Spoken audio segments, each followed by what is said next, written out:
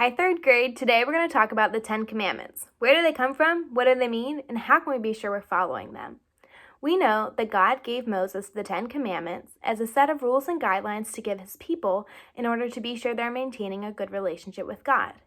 We follow the 10 Commandments to make sure that we're living a life like Christ in order to get us to heaven one day.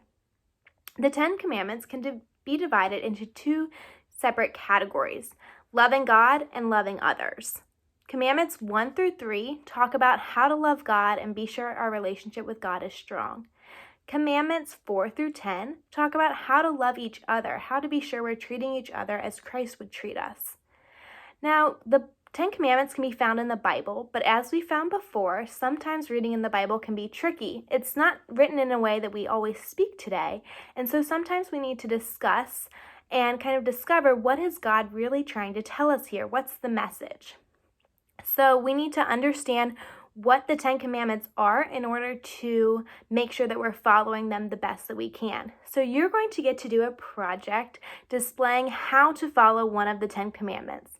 You are going to pick one of the 10 Commandments and create a poster like this. Your poster can be about this big, bigger if you want, but this size is just fine.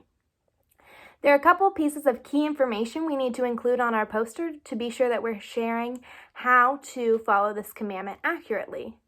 The first couple things we're going to need on our poster is the commandment number and the commandment itself. As you can see, my poster says, how to keep commandment number 3. You shall not take the name of the Lord your God in vain.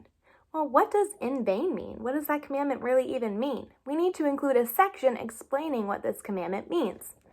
Down here, I have what this commandment means. You may only use God's name respectfully. Never use God's name out of anger or in a negative way. So we can only use God's name respectfully.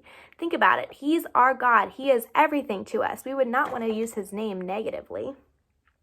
So what are some actual steps we can take to make sure that we're following this commandment? You're going to want that section on your poster too. Ways to keep it. Use God's name in prayer. That would be a respectful way to use God's name. Use phrases such as, oh my goodness.